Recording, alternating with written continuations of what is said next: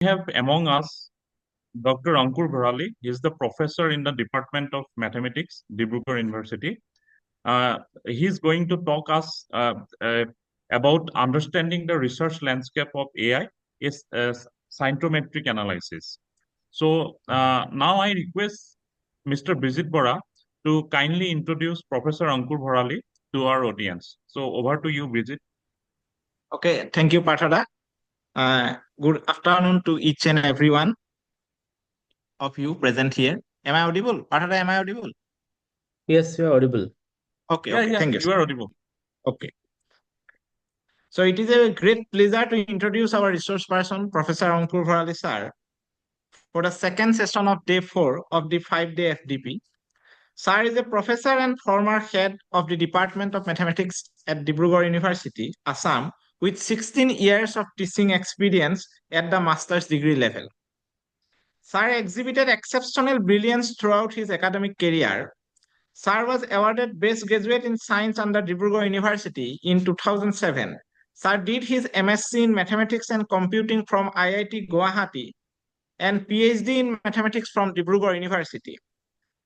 I also feel very honored to state that Sir is the youngest professor at the Dibrugarh University. And Sir areas of research are graph theory, chemical graph theory, and complex network. And Professor Bharali sir is currently serving as the director of IQAC, Dibrugarh University, and CIQA, Center for Distance and Online Education at Dibrugarh University. Additionally, sir is also chief editor of Mathematical Forum, which is a UGC clear-listed journal. Over the past decade, Professor Bharali sir has completed 2 significant research projects and published more than 50 research articles and book chapters in various journals.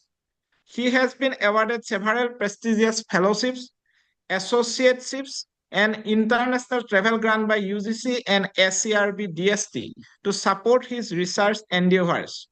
Sir has also successfully supervised 11 PhD and MPhil scholars contributing to their academic achievement, and 9 more PhD scholars are pursuing under his guidance.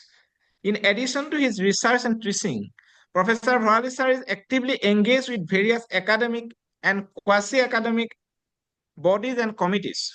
His contributions include serving as a board member of SEBA, Government of Assam, and members of boards of studies, research advisory committees, academic council, as well as selection and screening committees of numerous universities, institutes, and autonomous colleges across India. So we feel very honored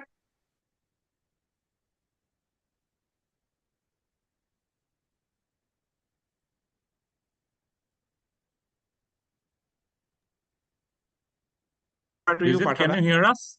There's okay. Thank you, Bijit. Thank you, Bijit, for your nice introduction. Now I may request Professor Ankur Bharali to go ahead with his talk. Thank you. Over to you, Ankur. Thank you.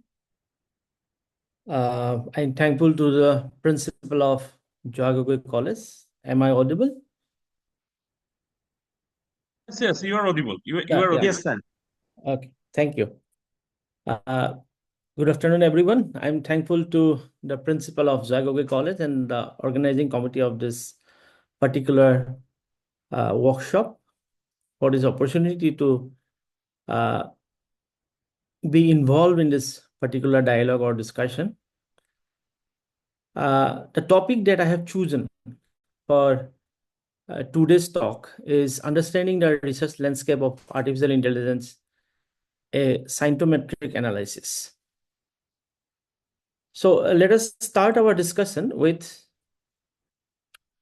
a very, you can say, one of the most debated problem of humanity, or probably the you can say the science and spirituality are arguably the 2 greatest quest of humanity for truth and understanding of reality. While both begin with a similar objective, the trajectory they follow differs significantly. In science, logic, evidence take precedence over belief, whereas spirituality places belief at the forefront, guiding the journey from the outset. So I'm not an expert of spirituality or philosophy. Then why I'm bringing this reference here? So the objectivity or the objective of bringing this reference is basically twofold. First, to understand the basic process of human inquiry, or you can say human learning. And second is to narrow down and start our discussion from basically two fronts. One is imitation, the other one is intuition. Though in the slide I have written the imitation versus intuition, there are many school of thought where they believe that imitation and intuitions are actually not different, but they are complementing one another. So when we see science as a discipline of region, we see that science often relies on imitation, whereas when we see spirituality, it has a leaning towards intuition rather than logic or evidence. Many of us may already know that there is a very popular book that is written by Thomas Kuhn in the 60s, explaining the structure of scientific revolution. So in that particular book, the premise is that science is the development of science is a structured methodical development. Of course, there are many school of thought where this very idea of structuring the scientific revolution has been contested. And there are some scholars who also believe that the human civilization is basically guided by not structural evolution rather than some randomness. So there is also, many of you may have already noted, there is a very famous book, says that title of the book is Fooled by Randomness by Taleb. It says that most of the, you can say, history making events are basically coming out of randomness. You cannot structure them. You cannot imitate and find a pattern for that. However, when it comes to the artificial intelligence, as the name suggests, this is basically based on the idea of imitating or imitation. And the journey of this artificial intelligence has been started in the year 1940.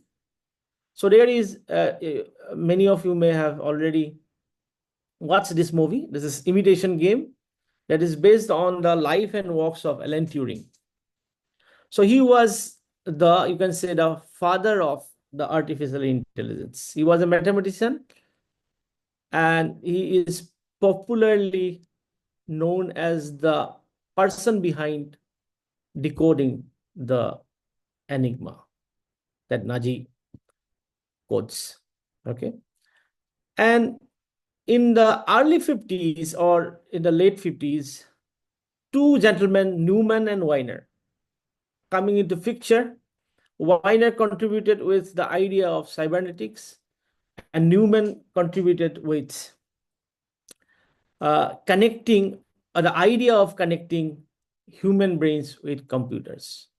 It is the Newman who can be considered as the man behind the idea of having a machine that can learn. He called it learning machine. He proposed that it is possible, or the premise is that it is possible to devise a machine that can learn by experience and better itself over a period of time, just like a human being. So you can see that it was a humble beginning of imitation game.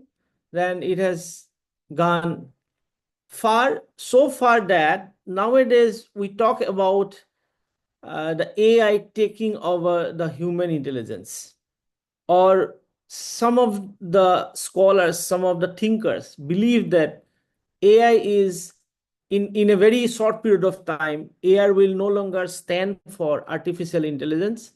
Rather, it will be like an alien intelligence. It will be the you can say that the intelligence that is unknown or that is not known, cannot be known by human being.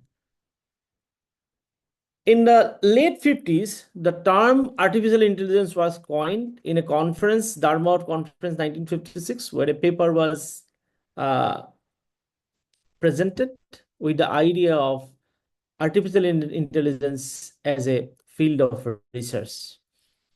Then in 1970s, during 1970s and 80s, we have some, you can say, expert systems which can help medical diagnosis system or chemical analysis. And some programming languages are also tailored for artificial intelligence, like LIPS, Prolog, etc. The main shift or the paradigm shift, you can say, happened in the year 1980s, where the statistical approaches, the probabilistic model, are also coming into picture of development of AI. So in the 1970s, we realized that AI is no longer a single discipline subject. Medical science is also coming into the picture. The chemical science is also coming in a big way. Of course, computer science, mathematics, and statistics are there.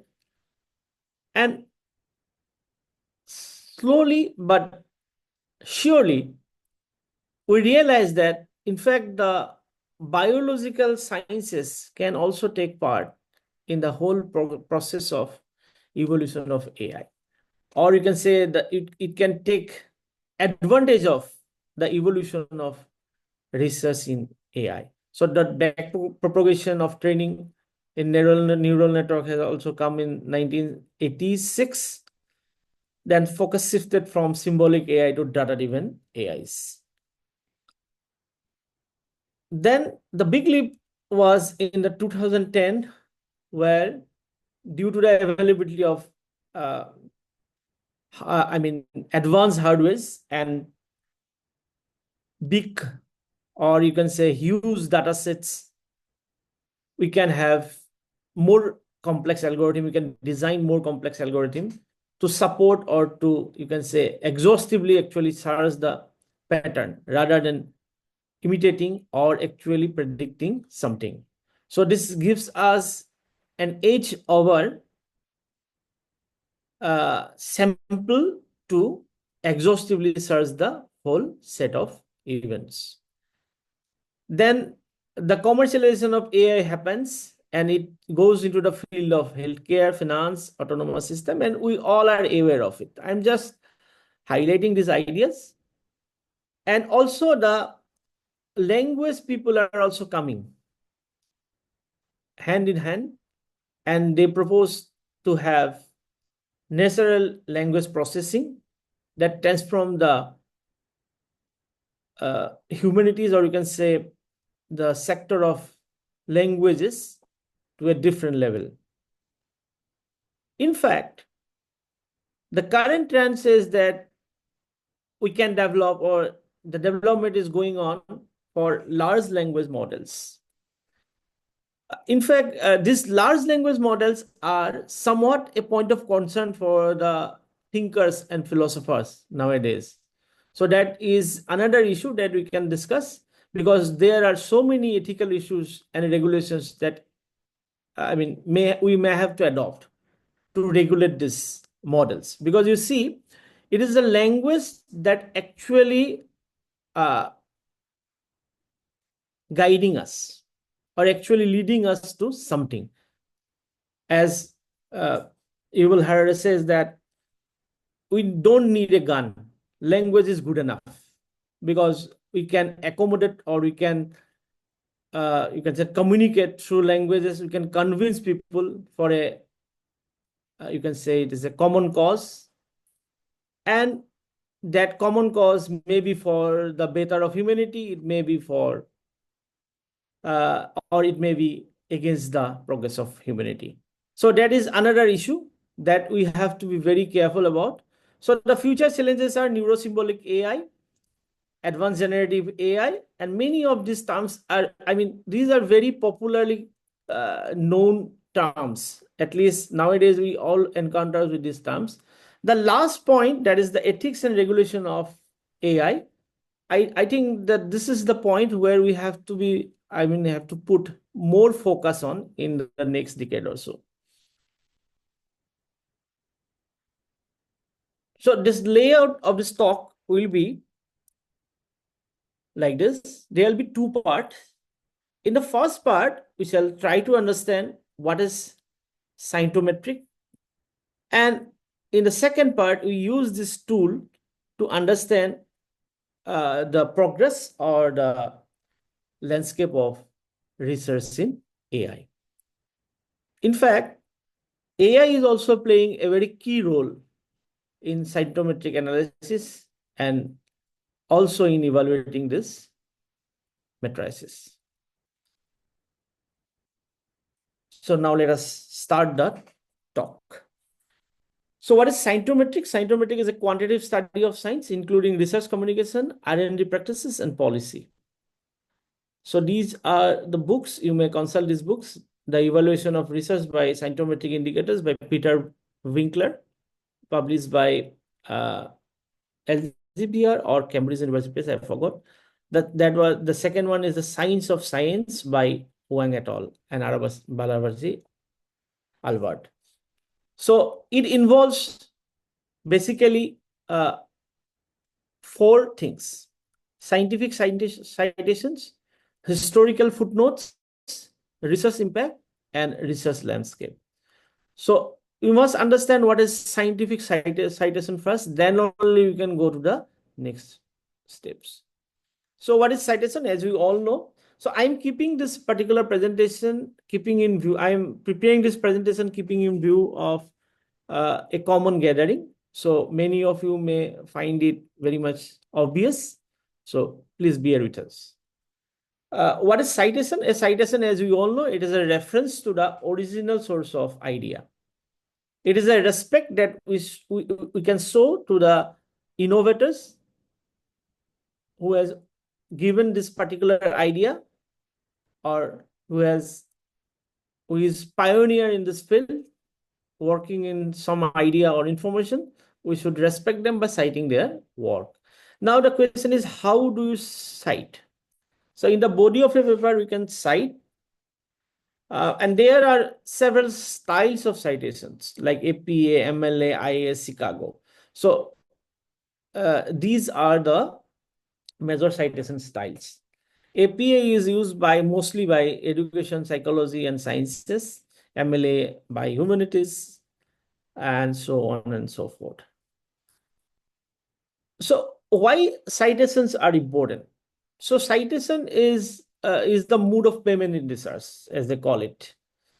So this is the attention, this is the payment, or this is the attention that you are giving to a researcher for his work, or you are showing respect to that particular researcher for his work. So these are some of the quotes that I have considered, or I have taken from this particular article published in Science 99, which is 2086. Okay. So this is the article. You may go through the article. This is an essay on science and society. And it says that scientific communication is a Vanity Fair. So citations are the fee paid through transfer of some of the attention earned by the citing author to the cited author. So this is the main idea behind this particular communication. Measuring the productivity of research. So how can you measure the productivity in research? There are two options. One, number of papers published. This matrix emphasizes only on quantity rather than quality. Now the question is that what if most of these papers are not important or relevant? So the second option is that we may try to measure the quality. And this is not a piece of cake. This is a very difficult thing. It's a very subjective thing, you can say. Quality is always a very subjective thing. So basically, we use the citation index to measure the quality, though there are several schools of thought that contested this idea of considering only the number of citations and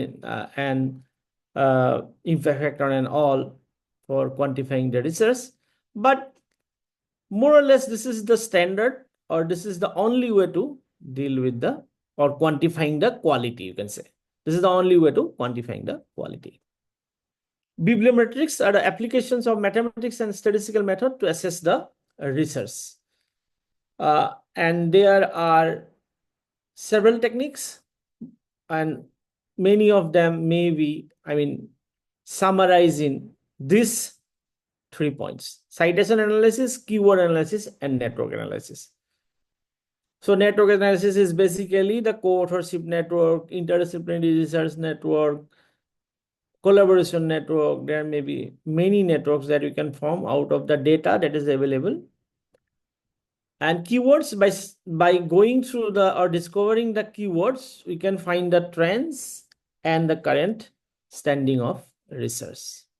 And citation, as I have already mentioned, that it is like identifying the influence of an author and his work. So this is the first, you can say, first article, or you can say the birth of the citation index. Published in Science, 1955. Citation indices for science, citation indices for science, and new dimension in documentation through association of idea. Garfield was the author, and in fact, he is the man behind the whole idea of quantifying the quality. He was an information scientist. He proposed the impact factor in 1960. Then this journal citation reports, Web of Science, Web of Knowledge. Earlier it was called Web of Knowledge. Now it is basically purchased by Thomson Reuters. So you can go to this particular link and see what are the available library components. Okay. Then the second thing is that how can you identify the impact of a journal? So basically, when we say impact of research, there are 3 components: impact of author, impact of journal, and impact of an article. So these 3 components are actually going to decide what is the quality or quantifying the quality of a particular research work. So journal impact factor was, again, you can see this is proposed in 1972. Garfield was the man. And impact factor of a journal, it's a very simple idea. The number of citations to all the article published in a particular year, divided by total citable items published in last 2 years. When I say citable items, editorials, comments, letters to the editors, these are not included. Journals with high impact factor are considered more prestigious than journals with lower impact factor. So again, there is a question mark. Okay. Journals with high impact factor are considered more prestigious than journals with a lower impact factor. We may put a question mark here. Later we'll discuss why this is so. Of course, this is the standard that we consider a journal with high impact factor as a better journal than a lower impact factor journal. This is the journal citation report. Now, it's a report that is published every year. In 2024, 21,848 number of journals were there. Participating countries were 112. And research category that they have recognized were 254. It evaluates the impact of journal and its influence through the citation matrices, journal impact factor, etc. Advantage, we can quickly have a reference point. We can decide which article or which particular journal I can choose for my for the avenue of my research for publication. Okay. Then comes the eigenfactor score. This is a, you can say it's a sophisticated measure. It's a sophisticated measure of journal prestige. It was developed in the year 2008 by Bergstrom in the University of Washington. Unlike impact factor, eigenfactor score eliminates self-citation. So that is a very crucial point. Self-citations are not being considered in eigenfactor score. And weights for each reference according to the stochastic measure of the amount of time researchers spend on that particular journal. The database that this particular metric or score considers is the Thomson-Reuters Web of Science Citation Database. This was published in the year 2007, early 2008, I guess. Yeah. Okay. So eigenfactor score generally identifies a journal that have most impact in their subject areas.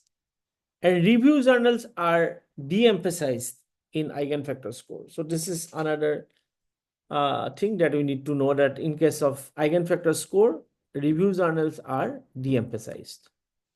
It may be for good, it may be for bad, but that is also always a question of academic debate.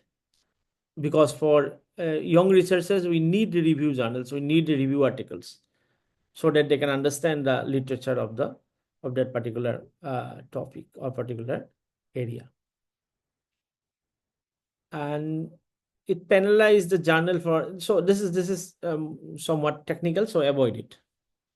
So this is the website where you can search the name of the journal and you can find some ranking for the journals too. Then this Scimago journal rank. This is owned by Scopus database or Elsevier, you can say. And this is you can say this is the rank that is well accepted around the globe. Then you have SNIP, which is again associated with Scopus database, but it covers last 3 years data rather than 2 years data.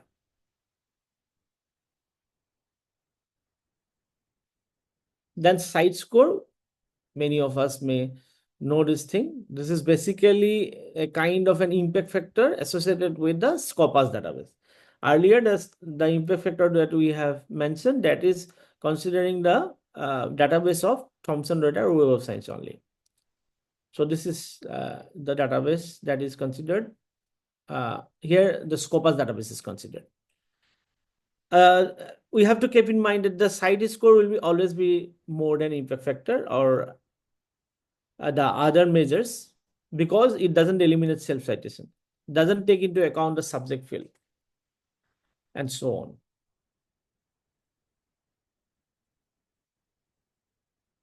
So there is a comparison.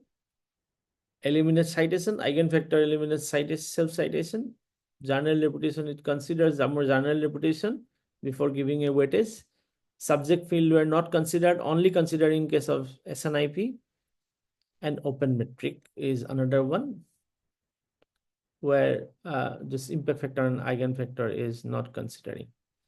So Scopus contains, as we know, that more titles in social science than Web of Science, but in both the databases, English journals are overrepresented.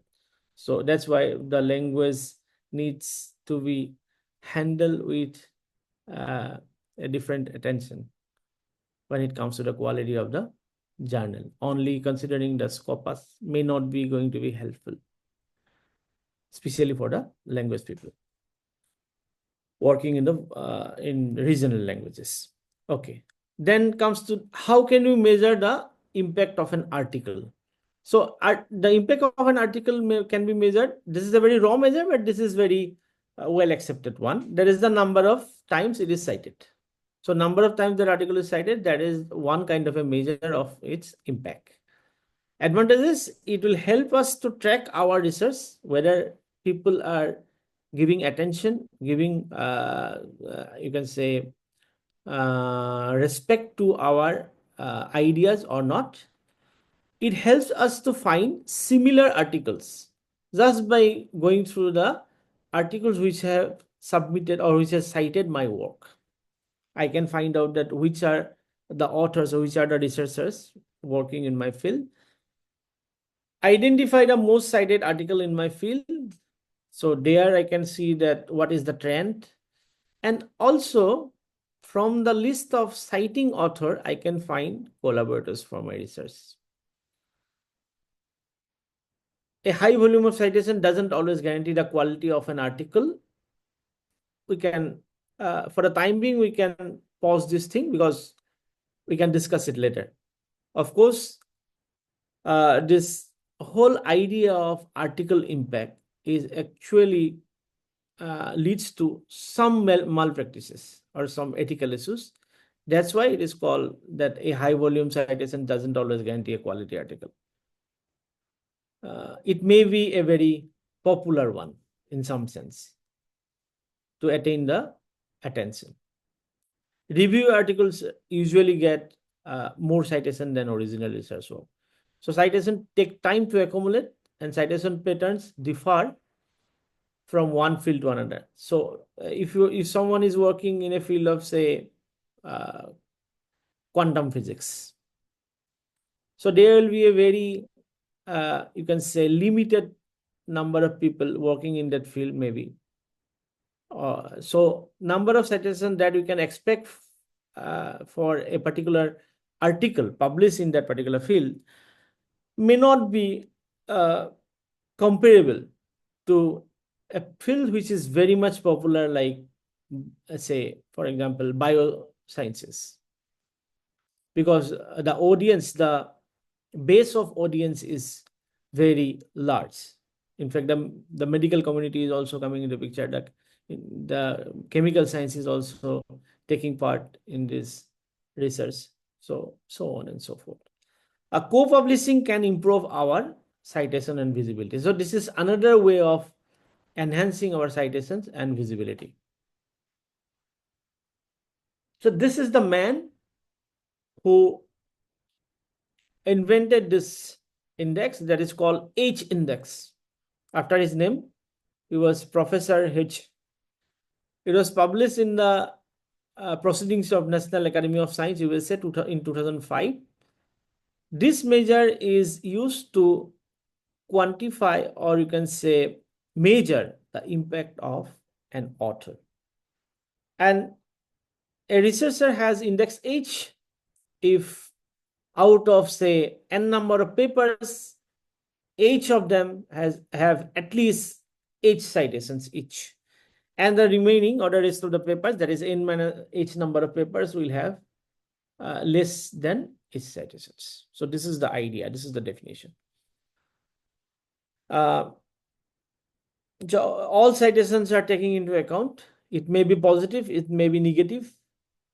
Someone may have shown some disrespect or discontent with your work, but that is also considered as a citation, and that will also be counted as a positive, you can say, citation when it comes to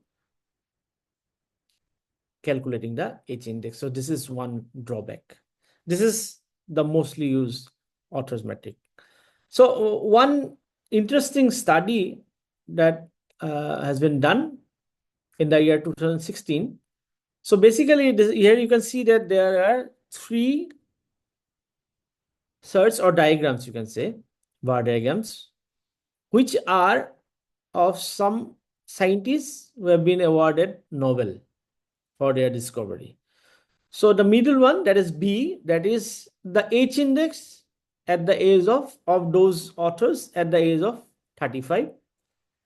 And C is the H index prior to the breakthrough discovery, or that discovery that leads to the Nobel Prize. And you can see A, which is the current standing of these authors.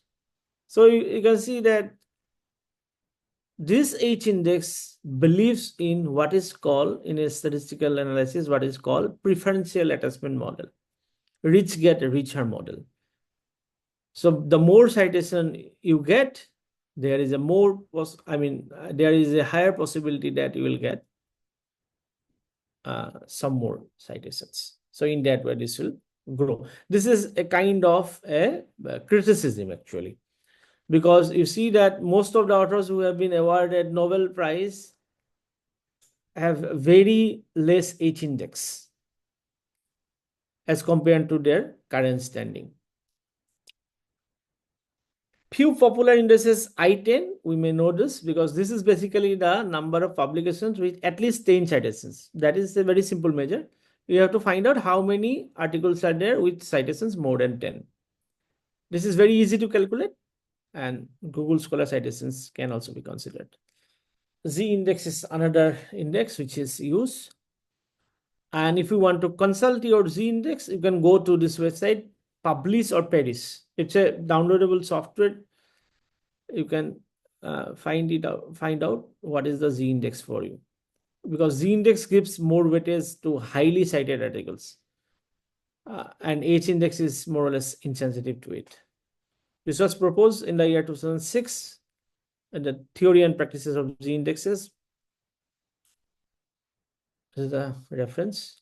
Now, so till now, what we have understand is that there are three ways of quantifying the research outcome, or quantifying the impact of author, article, and journal. Now, the question that may comes to your mind is that whether there is any way by virtue of which we can improve our H index, we can improve our number of citations. So some of the standard, you can say, techniques are basically you have to enhance your visibility, you have to enhance your collaborators, you have to enhance your time for evaluating and accessing this research work. And there is a catch. The thing is that, suppose myself, Ankur Bharali, I publish an article in the name of Ankur Bharali in another article where I have written A. Bharali. So it may not catch that difference. I am the same person, but I have been maybe identified as two different persons. That's why we need a permanent identifier first. People are going for Scopus ID, ORCID ID. These IDs are basically persistent digital identifier for yourself, just like the DOI for your article. So this identifier, or this particular, you can say, author ID can be associated to you irrespective of your name. I mean, you may write it like A. Bharali, you may write it Ankur Bharali, you may write it simply AB, whatever you would like to call it. But your ID will catch that particular data or catch that particular article and associate or map with your ID, your database. So that is one way to deal with this issue. And then having this ORCID ID and Scopus ID, these are actually going to enhance your visibility in the whole landscape of research. Web of Science is also having this kind of ID. Then the next thing is academic social networking. Just like the social network X or Facebook, these are some websites which can be effectively used for our academic networking. Many of these websites are known to many of you, like Academia, ResearchGate. where you can exchange your articles, where you can share your ideas, where you can meet the people working in similar domain, working in same area of research, and you can have a academic social network. This is for social science research network for social science people. Google Scholar is always there. So there is a comparison. In Orchid ID, Academia, SSRN, and Google Scholar, these are the parameters based on which we have done this comparison. Business models. So basically, we are looking for some non-profit business model, which are in somewhat feasible for us. This is a comparison that may be helpful for you to decide. And there is a Government of India initiative for networking the researchers. I mean, working in India. So this was bid one. It was launched way back. I exactly forgot that year. But currently we have 2,07,672 plus researchers associating in this network from 17,640 plus organizations. And IRNS is somewhat newer version of bid one. It is again an initiative of Ministry of Education. There you can see currently we have 1,18,172 assistant professors, 3,30,384 associate professors, and 28,294 professors. And rest of them are scientists and other researchers, not working in some academic institute, rather working in some research institute. So I would suggest the young researchers to join these networks to have better visibility, to have better understanding of your research area, and so on and so forth. Now the controversies. The controversies regarding this quantifying the quality of research. So researchers tend to break down their production. So if the flow of a research paper is, say, it takes 25 pages. So to increase their enhance of being cited, it may be split to 2 papers to increase the number of papers as well as number of citations. So these are some, you can say, ethical issues that is coming up because of or some controversies regarding this idea of quantifying the research. And there are so many issues like self-citations and so on. But no matrices can replace a human opinion. That is the moral of the story.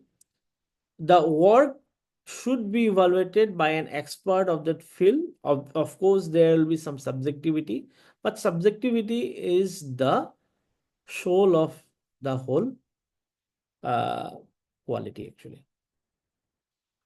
These are some papers. You can go through these papers. Predicting scientific success, Web of Science showing a bug today that can mislead scientific research output predictions. And this is a very, very good book, The Science of Science. And I think the social science people can also read this. This is a very, you can say, there is very limited numerical computations involved in this whole discussion.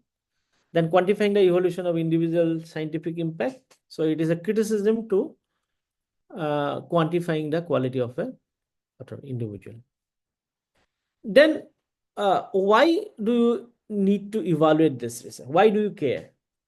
So the first one is, of course, as we all already know, that employability and hiring possibility.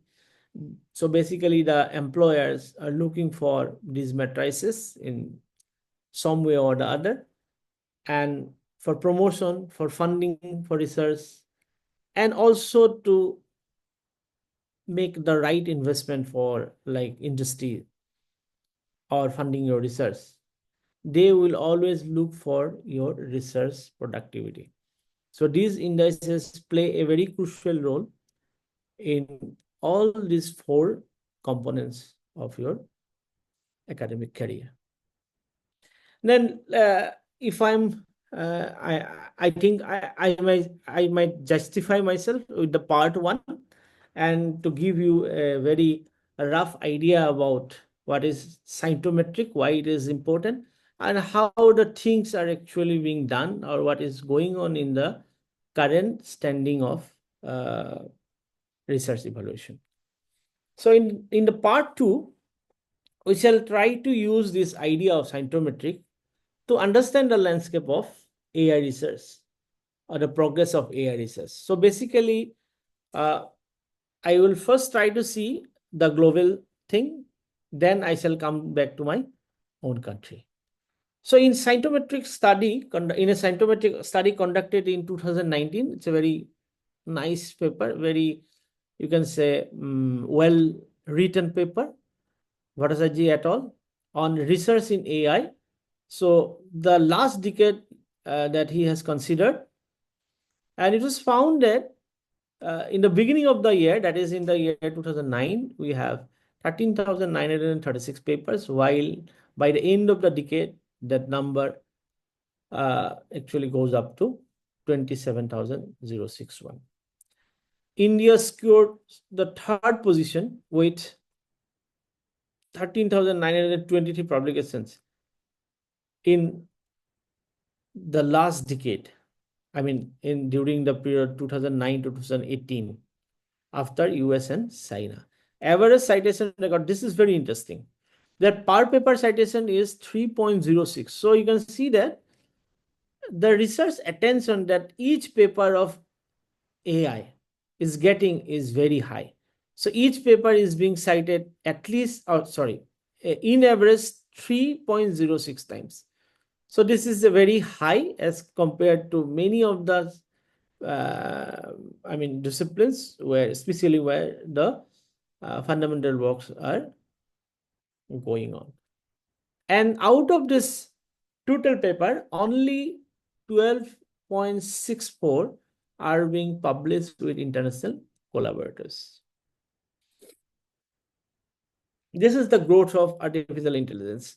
In the year 2009, we have just 394 papers. And you can see that in every year, it is growing. And from the figure 2, you can see that in each year, the time it takes to doubling the number of publication is decreasing. So that is another interesting thing. Say, for example, now if you consider 2018, you can see that it takes only 0.16 of a year to double the tally. And this is the continent-wise productivity of artificial intelligence, where, of course, the South America, if you take South America and North America together, it amounts to 26 point, almost 37%. Almost 37% of the research are actually coming from America. And Asia is also not behind. It is 18%. And this is the source titles, or the type of publication in research. Like many other subjects, most of the articles are actually conference papers. Here, in this case, 80.28% of the papers are conference paper. 16.86% are articles, then book chapters, then reviews, and so on.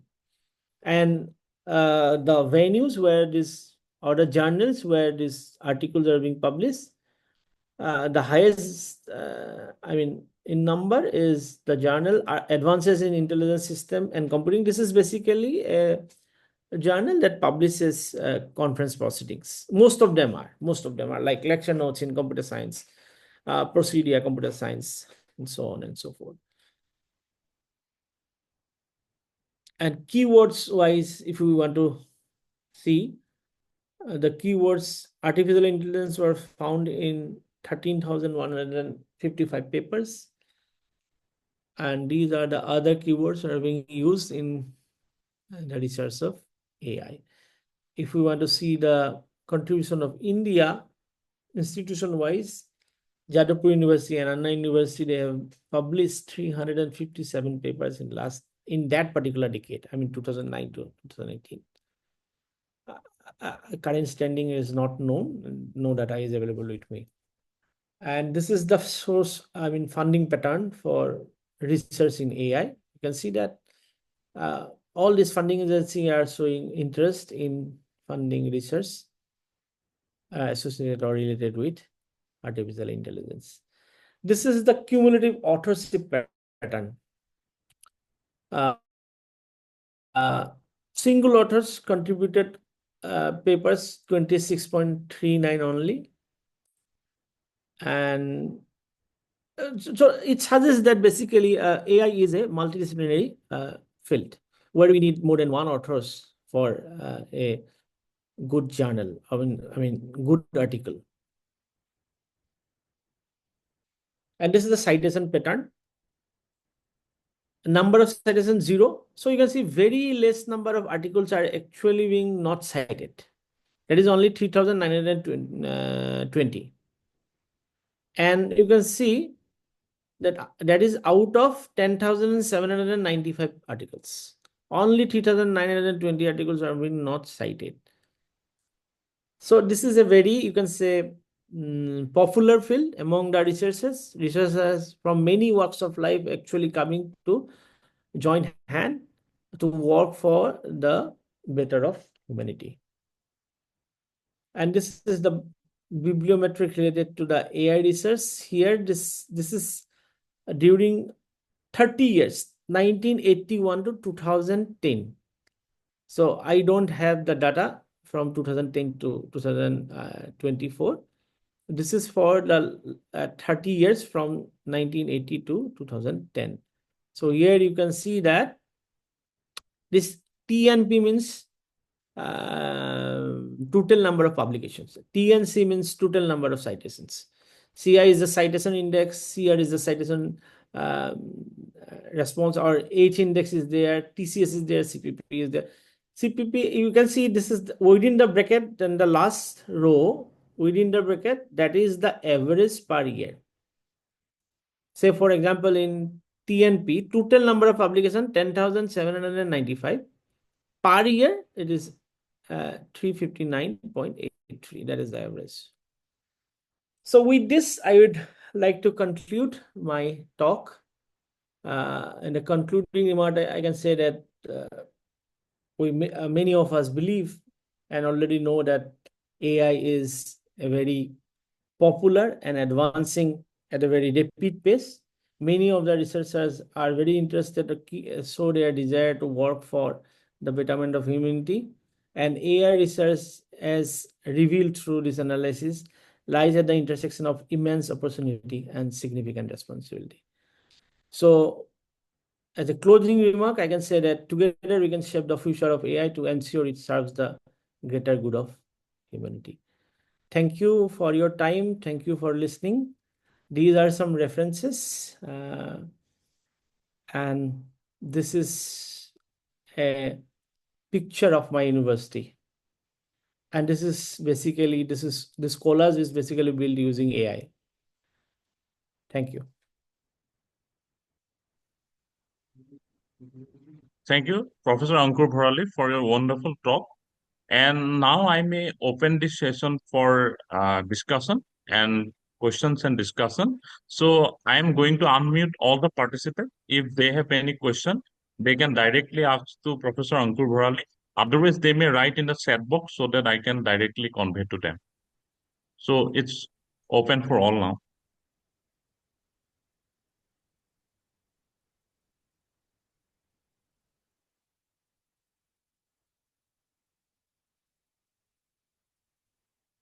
Ankur, your speaker is turned off now. You can.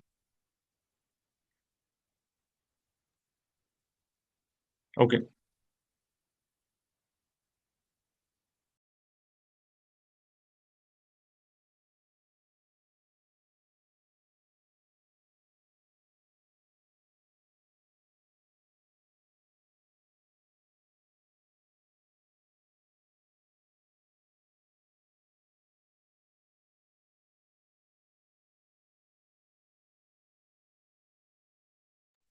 As we wait for question, I can ask a question to Professor Ankur Bharali. I mean, at the very beginning, you talked about the Enigma code, right? Yes. But these days, I mean, like simplest AI tool like Chat GPT, with the help Hmm. of it, is it possible to break that code? Because in that movie, there were many programmers were there when they break the code. But with artificial intelligence, I mean, Yes. is that code breaking is relatively will be simple?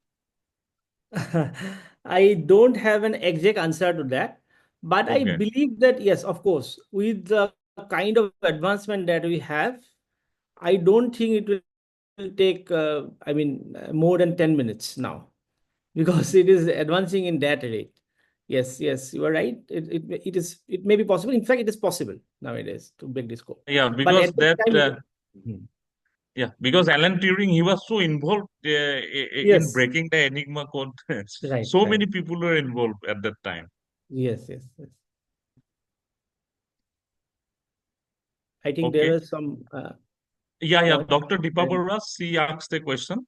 Uh,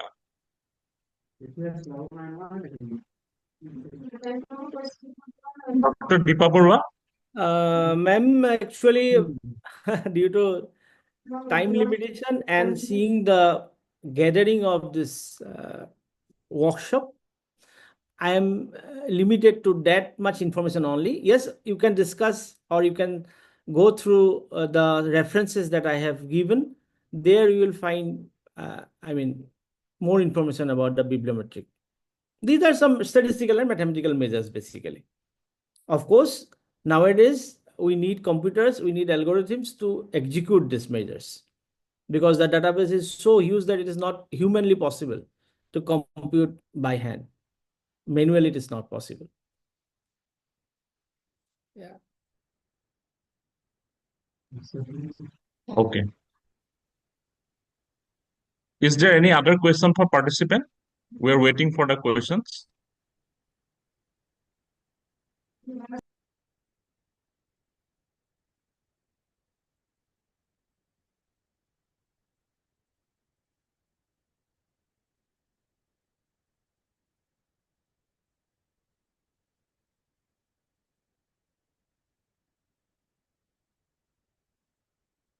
So, if there Okay, is as no we wait question, for the question, Ankur, let me show you a small token of love and appreciation for your work from our side. So I'm going to share something for you. Hopefully you like it. And we are going to send it to you. I'm going to share my screen so that you can see it.